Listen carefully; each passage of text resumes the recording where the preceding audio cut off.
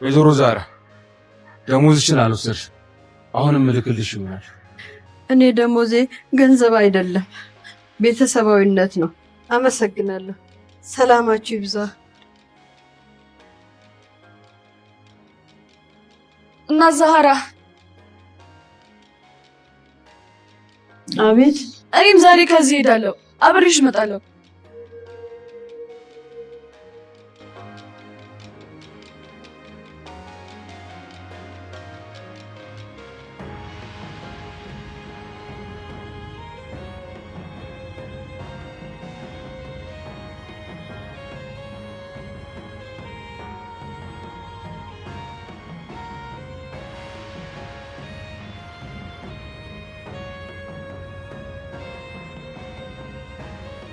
በዛሬው ክፍል በቤተሰብ ሴራ፣ በንብረት ፍላጎትና በእውነተኛ ፍቅር መካከል ያለው ፊልም የሚያሳይ ልብ የሚነካ ክፍል ነው። ሲፈን ሙስጦፋን ለቤተሰቡ ስታስተዋውቅ ወንድሜ ነው በማለት ነው። ይሁን እንጂ ንግግራቸው እንደሚያሳየው ይህ ዝምድና ለሴራ ስኬት ተብሎ የተፈጠረ እንጂ እውነተኛ ወንድማማችነት አይመስልም። ሜርሲ ውጭ አድራ ከመጣች በኋላ ያለው ሁኔታ አልተመቻትም። በአንድ ቀን ውስጥ ዓመት የቆየው ያህል ነው የተሰማኝ በማለት በቤቱ ውስጥ እየተፈጠረ ያለው ነገር ግራ እንደገባት ትገልጻለች። በተለይ እንግዳ እንደሚመጣ አልነገርሽኝም በማለት ሲፈንን ትጠይቃታለች። ሙስጦፋ ሲፈንን እቅድሽን ለመስማት ዝግጁ ነኝ ይላታል። ይህም የሚያሳየው ሲፈን በቤት ውስጥ ለምታካሄደው ኦፕሬሽን ወይም ድብቅ አጀንዳ ሙስጦፋ እንደ ዋና ረዳት አስፈጻሚ ሆኖ መምጣቱ ነው። ቃል ለአምነን ጄሪ ገንዘብ ችግር እንዳለባት ነገረው። ብር እንደሚያስፈልግሽ ለምንድን ነው ያልነገርሽኝ በማለት አምነን ጥያቄ ያቀረበላት። ጄሪ ቅር እንዳይል ብዬ ነው በማለት ለስለስ ባለ ድምጽ በአክብሮት ትመልስለታለች። አምነን ምን ያህል ገንዘብ እንደሚያስፈልጋት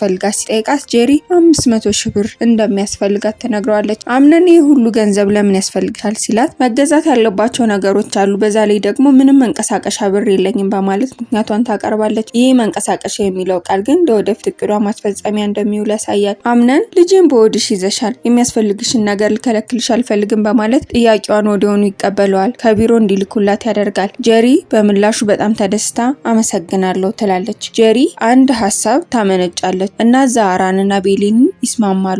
እኛ ሶስታችን ጓደኛሞች እንደሆን እንድታስብ ፈልጋለሁ በማለት ሜርሲን ግራ የሚያጋባ እና የሚያናድድ ነገር ታቅዳለች። እና ዛራ በሴሮ በጣም ተደሰተች። ያቺ ቢጫ ጸጉር ማናደድ ደስ ነው የሚለኝ፣ በጣም እጠላታለሁ፣ ስትዋረድ ማየት ፈልጋለሁ ትላለች። ምን ማድረግ መሰላት በማለት ቀጣዩ እርምጃቸውን ማቀድ ይጀምራሉ። ጄሪ ቅድም ስትመጣ ይቻታለሁ፣ ደግሞ ሌላ ቦታ ነው ያደረችው በማለት የጠላታቸውን እንቅስቃሴ እየተከታተሉ መሆኑን ይገልጻል። አቅሟን አላወቀችም በማለት ንቀታቸውን ይገልጻሉ። ሜርሲ መታ ስለ ሙስጦፋ ስጠይቃቸው ያናድዷታል። ሜርሲ ግን እንዲህ በቀላሉ የምትሸነፍ ይመስላችኋል? ሀሳባችሁን አጋሩኝ። ጄሪ ለሙስጦፋ ስማ አሁኑን ያልከውን ገንዘብ አስገባልሃለሁ ትለዋለች። ነገር ግን ይህ የምታደርገው ፈርታው ሳይሆን አምነንን ስለምትወደው እንደሆነ ስትገልጽ፣ ሙስጦፋ ግን ንግግሯን ውድቅ በማድረግ አምነንን አትወጂውም፣ ልብሽ ከገንዘብ ውጭ ሌላ ነገር አያፈቅርም በማለት ይነቅፋታል። ጄሪም በበኩሏ እዚህ ምድር ላይ ገንዘብ የሚጠላ ሰው የለም በማለት ለገንዘብ ያላትን ስግብግብነት ትከላከላለች። ሙስጦፋ እኔ መተንፈስ እስካላቆምኩ ድረስ መቼም አልተውሽም ሲላት ከዚህ ቤት በምን ቀን ነው የመጣኸው በማለት ጥላቻዋን ትገልጻለች። በጥፊ ይመታታል። ስርዓተ ቢስ፣ ከዚህ በላይ ጨካኝ እንደሆን አታስገድጂኝ፣ ገና እገልሻለሁ በማለት ይዝትባታል። ሜርሲ በንግግራቸው መሃል ሙስጦፋን ሁሉን ነገር ሰምቻለሁ ስትለው ለምን የሰው ወሬ ታዳምጫለሽ በማለት ያፈጥባታል። ሜርሲ ይልቅ ወሬውን ተወውና የጋራ ጠላት አለን ብላ ጄሪን ለመበቀል አንድ ላይ እንዲሆኑ ስጠይቀው ይስማማል። ሜርሲ ለአምነን እና ዛህራን እንዲያባረራት ተንኮል ትሰራለች። አምነን ወይዘሮ ዛህራን በቤት ውስጥ እንዲቆዩ እንደማይፈልግ በቁጣ ይገልጻል። ምክንያቱ አምነን አክስቴን ክብር የማይሰጥ ሰው በዚህ ቤት ውስጥ መኖር የለበትም በሚል ጠንካራ አቋም ይይዛል። ወይዘሮ ዛህራ በበኩሏ ያላትን ፍቅር ትገልጻለች። እኔ እኮ እንደ ልጄ ነበር የማይሄ በማለት ብትገልጽም አምነን ግን ጥሩ ሰው መሆንሽን አምኜ ነበር፣ አንቺ ግን ክብር አይወድልሽም በማለት ንግግሯን አይቀበልም። ቤሊን ዛህራ ስትባረር በጣም ትደነግጣለች። እናቴ ባክሽ እንደዚህ አትሁኚ፣ ሁሉም ነገር ይስተካከላል በማለት ለማረጋጋት ትሞክራለች።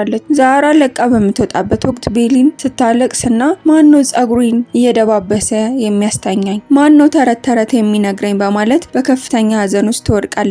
ዛህራ የኔ ልጅ እኔ እዚህ ወጣው ማለት አንራራቅም፣ እደውልልሻለሁ ትላታለች። በመቀጠልም ራሷን ከሴረኞች እንድትጠብቅ ትመክራታለች። ራስሽን ጠብቂ፣ ጎበዝ ሁኚ፣ በሰው ሴራ አትውደቂ፣ ሰው አትመኚ። አምነን እውነቱን ሲያውቅ በእኔ ያደረገው ነገር ያዝናል በማለት ንጽህናዋ አንድ ቀን እንደሚጋለጥ ትገልጻለች። አምነን የዛህራን መውጣት ለሌሎች ማስተማሪያ እንደሚሆን ይናገራል። ወይዘሮ ዝናሽ ዛህራ ግን ከመውጣቷ በፊት ወይዘሮ ሰማአል አምነንን ባለመንከባከቤ ይቅርታ በይኝ በማለት ለሟች እናቱ ያላትን ታማኝነት በመግለጽ በጸሎት እንደምታግዘው ተናግራ ትወጣለች።